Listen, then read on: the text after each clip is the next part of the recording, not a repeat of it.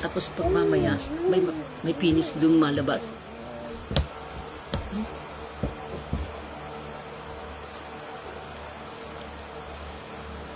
Ayan, isang magandang umaga po sa ating lahat. Alam kong dito sa atin sa Pilipinas ay umaga na, pero kung nasa ibang bansa, maaaring kakaibang oras ngayon.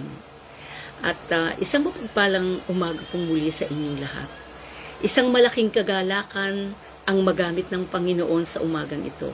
At isa ring malaking kagalakan na makapakinig ng salita ng Diyos at purihin ang Panginoon at sa biyaya niya narito tayo. Sa umaga pong ito, bilang pasimula ay mag-aaral po tayo, magbabasa muna tayo ng salita ng Panginoon at ang pag-aaralan po natin ngayon ay nasa aklat ng Marcos. Mark chapter 4 verse 35 to 41. Hayaan pong basahin ko po at kung may mga banal na kasulatan po ay makisabay po tayo sa pagbabasa. Okay.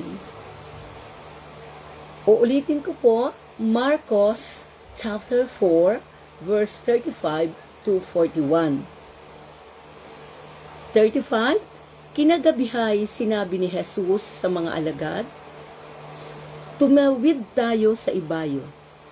36, kaya't iniwan nila ang mga tao at sumakay sila sa bangkang sinasakyan ni Jesus upang tumawid sa lawa.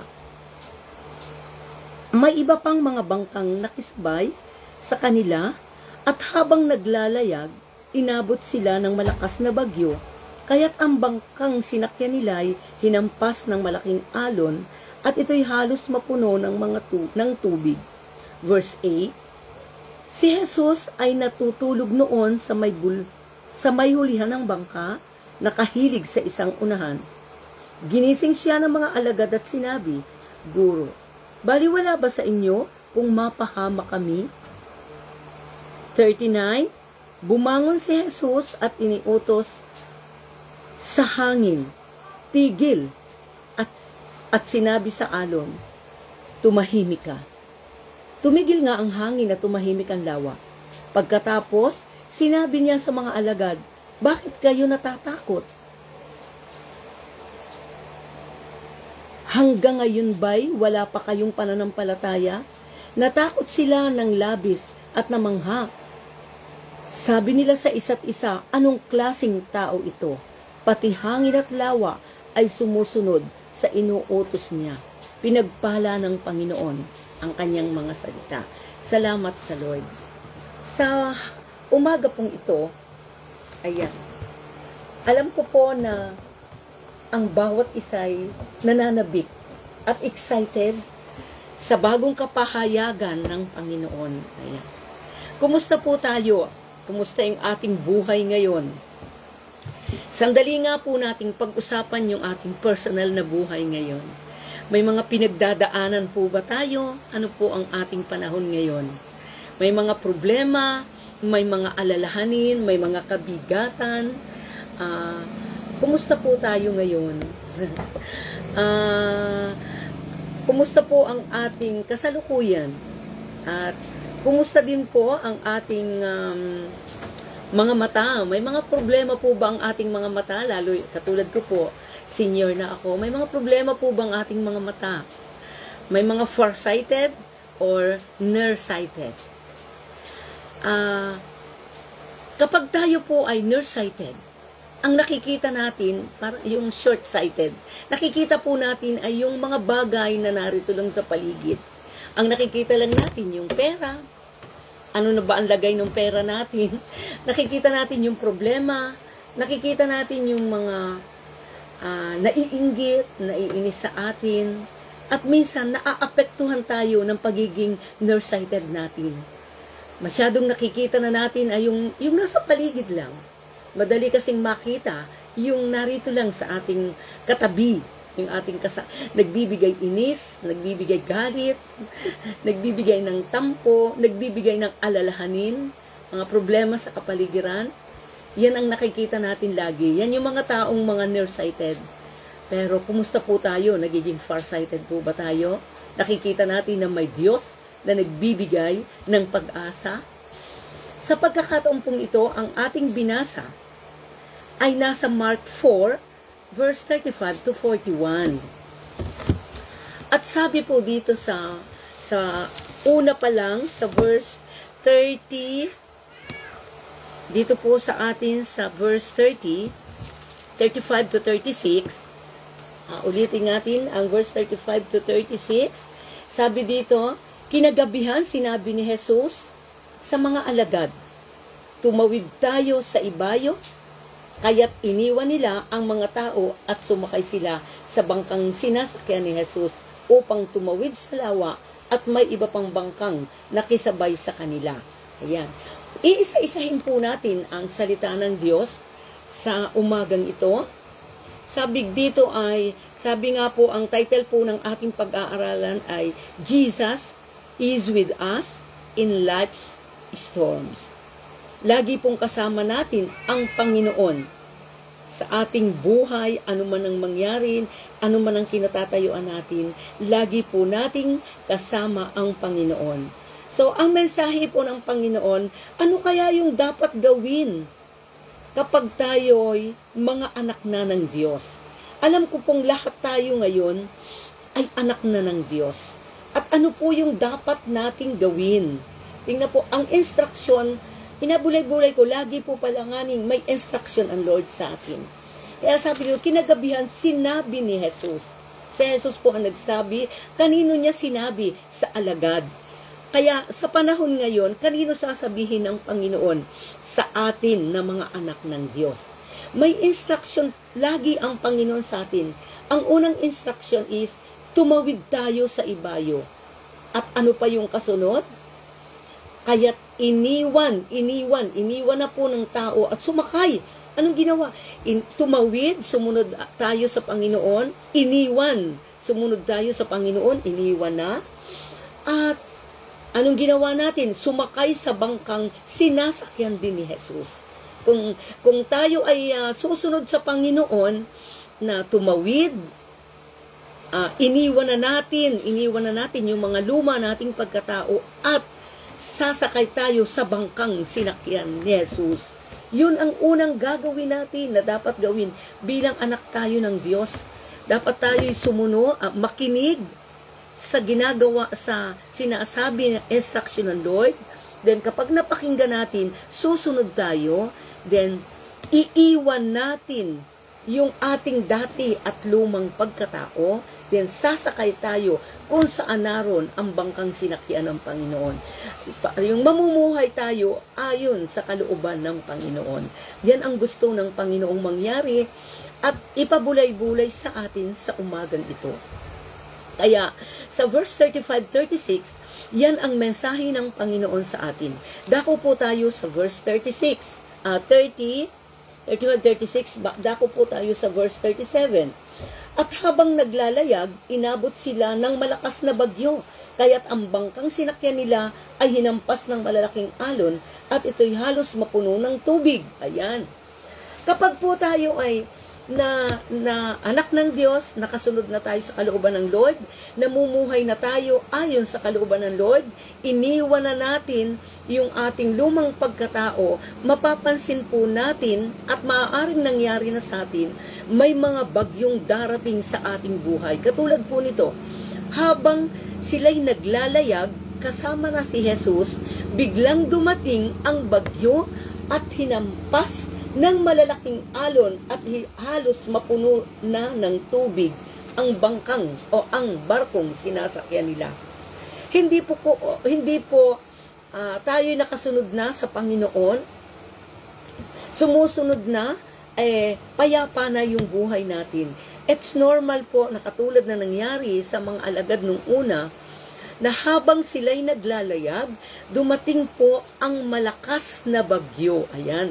Kaya napapansin po natin sa buhay natin, habang tayo ay sumusunod sa kalooban ng Panginoon, habang tayo ginagamit ng Panginoon, may mga darating, hindi po tayo exempted, may mga darating na bagyo sa ating buhay. Ayan. It's normal. na dumarating po yung bagyong ito. At paano tayo magiging matatag at makakapanatili. Kaya po dumarating itong bagyong ito, ititest yung foundation natin ng pagkakilala sa ating Panginoon kung ano yung gagawin natin. Kung sakasakaling in spite na tayo'y sumusunod na, bakit may mga bagyo pang dumarating sa ating buhay? Maaaring nakalipas na po tayo, marami ng bagyo. Tayo yung mga matatagal na, napakatagal na ng mensaheng ito ng Panginoon sa atin, na may mga bagyo na pong dumating at marami ng bagyo ang dumating, pero nakakatuwa at napakasaya na maglingkod sa Panginoon. Ang mga bagyong dumarating sa buhay natin, napakadali, dumadaan lang. Bakit kaya dumadaan lang ito? Wala lang sa atin. Hindi na natin pinapansin at hindi na natin pinapahalagaan sapagkat nagiging na tayong farsighted. Hindi na tayo nearsighted. Tulad ng sinabi ko kanina, farsighted na tayo, nakatingin tayo na may Diyos na nangako, may mga pangako ang Panginoon sa atin. Katulad po nito, ano naman yung dapat nating gawin? Kapag tayo sumunod na, tayo sumunod, may mga problem, may mga dalahin, may mga darating, may mga kabigatan, may mga pampainis, may mga kung ano-ano na darating sa atin. Ganyan po. Pero, tinitest, gaano ba tayo katatag? At ano ba yung hakbang na gagawin natin? Katulad po nung na ito sa verse, isa-isahin po natin ito. Verse 38 na po tayo. Si Jesus ay natutulog noon sa may hulihan ng bangka. Tingnan mo, hindi. Si Jesus ay nasa huli ng bangka. At nakahilig sa isang unan. Nakarelax lang siya. May ginawa ang mga alagad. Dapat talaga may gagawin tayo. Ginising siya ng mga alagad at sinabi, pagkagising, gigisingin, may action po tayong gagawin. Ginising. At ano ang sinabi? May sasabihin tayo, Guro, baliwala ba sa inyo kung mapahama kami? Ayan, yun lang po ang sinabi. Kaya sa panahon po ngayon, may hakbang tayong gagawin. Ano yung gagawin natin? Dapat po tayo ay lumapit sa Diyos. Lumapit po tayo sa Diyos at may sasabihin, mananalangin tayo sa Panginoon. Tulad nga po ng sinabi sa Matthew 11:28, lumapit kayo sa akin, kayong lahat na nahihirapan at nabibigatan ng lubha, at sa inyong pasanin at kayo'y bibigyan ko ng kapahingahan. Ayan, lumapit. Sabi din po sa Pilipos 4:6, huwag kayong mabalisa. Yun na po yung mga alagad na lumapit kay Jesus. Nagkaroon sila ng balisa. At malakas ang alon. Kaya sinabi niya, Panginoon, baliwala ba sa inyo? Kung lumubog ng barko, ano man ang mangyari, baliwala po ba? Bakit ikaw po'y tulog ng tulog? Ayan, nakarelax lang. Naghihintay lang pala ang Panginoon. Naghihintay lang. Kaya sabi, huwag kayong mabalisa tungkol sa anumang bagay. Sa halip, hingin ninyo sa Diyos ang lahat ng mga kailangan sa pagitan ng panalangin may pasasalamat. Kaya sabi nga po dito, anong ginawa? Sa verse 39, nang sinabing, baliwala ba sa inyo kung mapahama kami? At sabi po dito, sa verse 39, anong ginawa ni Jesus? Tumugon agad si Jesus. Bumangon si Jesus at iniutos sa hangin, tigil. At sinabi sa alon, tumahimik. Tingnan mo po. Kaya pag pala kita ay may mga mabibigat na problema, mabibigat na dalahin, relax lang po tayo. May Diyos na tumutulong sa atin. May Diyos at wala tayong ibang gagawin kundi lumapit at manalangin sa Panginoon. Ang Diyos ay napakabilis tumugon. Napakabilis po niya, tingnan mo. At doon sa ating binasa, si Jesus ay natutulog lang. Habang kita ay may problema na dumaranas, nakarelax lang siya, natutulog. Hindi po siya lumalapit sa atin. Hindi siya gumigising, hoy, tutulungan kita. Inantay po niya na yung alagad ay siya'y lapitan, inantay na siya'y gisingin, inantay na siya'y magsalita na, Guro, baliwala po ba? Kaya sa pagkakataon pong ito, ano man po yung ating mga pinagdadaanan, ano man po yung ating hirap, dalahin, problema sa asawa, problema sa anak, problema sa biyanan, problema sa kasambahay, problema sa employer, problema sa ka-office mate or kamanggagawa, problema sa mga taong nagbibigay ng problema, problema sa mga taong hindi ka ibig-ibig. Paano natin dinidil ang mga tao na mga unlovable? Kumbaga ay hindi, parang hindi sila kaibig-ibig. Paano natin dinidil sila? Nakikigalit po ba tayo? Nakikiinis po ba tayo? O ginagantihan ba natin? Ang Diyos po ay napakalawak, napakabiyaya, napakamahabagin. Hindi siya nagpapabaya, punong-puno siya ng pangako sa atin na hindi talaga tayo iiwanan ni pababayaan man. Kaya salamat po sa kapahayagan ng Panginoon sa umagang ito na ito po yung ako habang nagbubulay-bulay at binabasa ko po ito. Lagi pala tayong, ang natutunan ko po dito ay, lagi pala tayong makinig sa instruction ng Lord. Pero paano tayo makikinig sa instruction ng Lord kung yung ating relasyon, yung ating buhay ay hindi natin pinapasakop sa Panginoon? Lagi tayong makinig sa instruction ng Lord. At anuman ang instruction ng Lord, sumunod lang po tayo. At habang tayo'y sumusunod sa Panginoon, may mga bagyong darating sa buhay natin. At kapag itong bagyong ito'y dumating sa buhay natin, huwag tayong mag-alala, huwag tayong magproblema. Narito lang ang Panginoong katabi natin. Lumapit lang tayo sa Panginoon, sabihin natin, at ang Diyos ay ang bilis gumising. At pag sinabi ng Lord, tigil, tumitigil, tumahimik ka, tumigil ka, ang bilis. At napakabuti po talaga ng Panginoon. Mahal na mahal po tayo. Katulad ng pangako niya, John 3:16, gayon na lang po ang pag-ibig ng Diyos sa atin. Ano po? At kaya, sabi nga po dito, balik po tayo sa verse 41. Sabi sa verse, tumigil nga ang hangin. Sabi, tumigil nga ang hangin at tumahimik ang lawa. At pagkatapos, sinabi niya sa mga alagad, bakit kayo matatakot? Hanggang ngayon ba'y wala pa rin kayong pananampalataya? Natakot sila ng labis at namangha. Sabi nila sa isa't isa, anong klaseng tao ito? Pati hangin at lawa sumusunod sa inuutos niya. Ganyan po talaga kapangyarihan ng Panginoon. Talagang tayo mamamangha, kamangha-mangha ang mga nilikha ng Diyos. Kamangha-mangha ang ginagawa ng Diyos. Kamangha-mangha ang pagkatao ng ating Panginoon. Ibang klase, walang mahirap sa Panginoon, walang imposible sa Panginoon. Ang Diyos ay makapangyarihan. Ako po, at the age of, ako po 63 na ngayon, marami ko na rin pinagdaanan. At ako po ay nakakilala sa Panginoon at the age of, nag-start ako 33 o 35, tinanggap ko ng buo ang Panginoon.